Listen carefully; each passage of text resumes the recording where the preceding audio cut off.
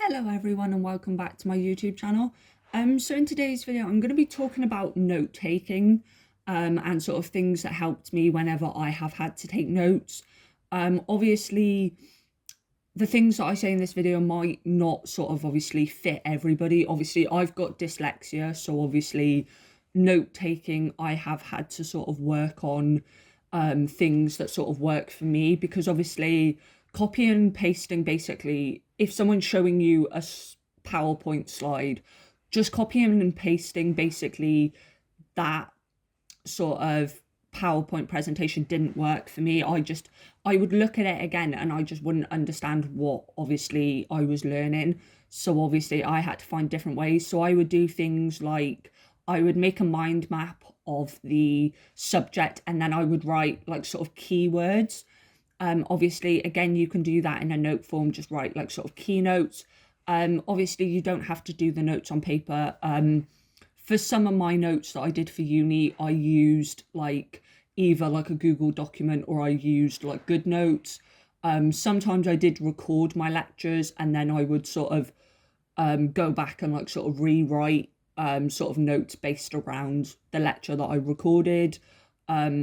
I would find color coding certain things sort of helped me sort of remember the important things. So I'd sort of color code things and then I would make a little key at the bottom of the page if I was doing it on paper, so that I knew, okay, important things are maybe in red, sort of stats and stuff like, you know, like facts are in a different color.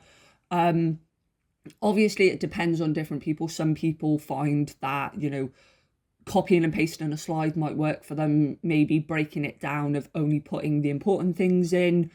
I did a couple of times where I sectioned off like sort of paper, or I did it online and I would make a little graph of like, this is the important sort of things, this is maybe statistics, and then maybe any questions that maybe I had about the subject I could write there. Obviously none of the questions I would obviously get answered, but it was there for me to sort of remember.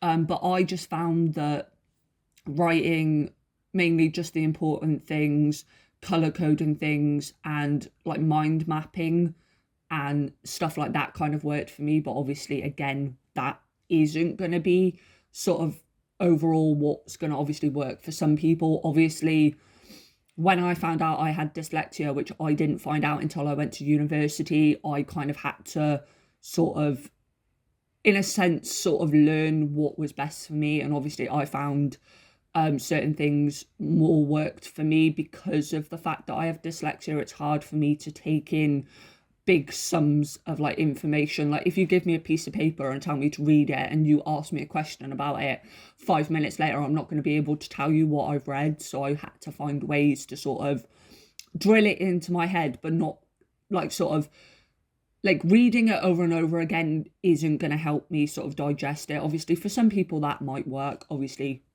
not for me, but that's kind of what I found to work, is obviously using maybe recording sort of lectures, like, you know, mind mapping, color coding things. Obviously find what works for you. Obviously you can type it into Google like note taking tips and it will give you a load of different range of things of what other people have done, but that's kind of what worked for me, and I will see you in my next video.